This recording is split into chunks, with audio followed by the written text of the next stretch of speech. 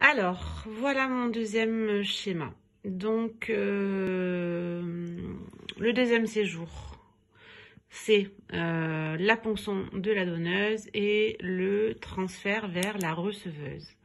Donc là, je parle en fait de la première tentative. Si vous avez 5 tentatives, il se peut que vous veniez 5 fois faire un séjour à Kiev, on est d'accord, hein, en espérant pour vous que ça marche du premier coup. Et pour moi aussi d'ailleurs.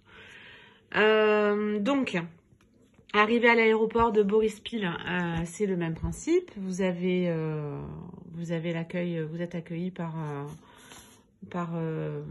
monsieur avec une pancarte et vous avez 1 heure de transfert pour aller jusqu'à votre hôtel qui sera peut-être le même que la première fois ou peut-être un différent, je sais pas. Toujours est-il qu'il faut compter 6 nuits sur place. Alors je vous explique pourquoi. Parce que vous allez arriver et le lendemain, il y aura votre donneuse qui va être ponctionnée. Il faut que vous soyez là. Et vous allez aller à Biotexcom pour rencontrer votre médecin. Voilà, qui vous fera une échographie pelvienne pour mesurer votre endomètre. Ensuite, il faut que vous restiez à l'hôtel tout le temps que les embryons sont en culture. Voilà. Vous avez vu, je suis assez calée sur la FIV.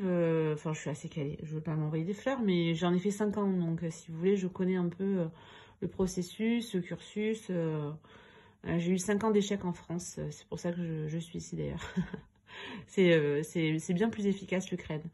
Donc, là, pendant ces 4 nuits, votre joli bri-bri va évoluer. Et ce que l'on espère, c'est qu'il arrive au stade de blatocyle.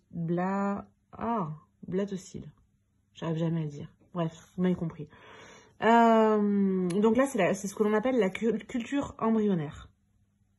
Et donc en même temps, on fait les examens pour la receveuse, c'est-à-dire tous les examens pelviens et les mesures d'endomètre. À J5, on va vous transférer les embryons. Donc là, vous allez choisir combien vous en voulez. 1, 2, 3, 4, 5, des triplés, des quadruplés, c'est formidable. Vous allez pouvoir avoir une famille nombreuse. Vous allez faire transférer donc vos embryons et vous allez rentrer à l'hôtel, vous reposer 1 nuit quand même avant de repartir le lendemain vers l'aéroport de Boryspil. Donc ensuite, comment ça se passe? Une fois que vous êtes en France, en gros, vous attendez 14 jours et vous faites une prise de sang. Et là, si vous êtes enceinte, eh bien c'est formidable. Vous êtes, c'est une grossesse, on va dire, normale. Hein. Vous vous ferez suivre par votre gynécologue en France. Et si jamais ça n'a pas fonctionné, vous reviendrez pour votre deuxième tentative.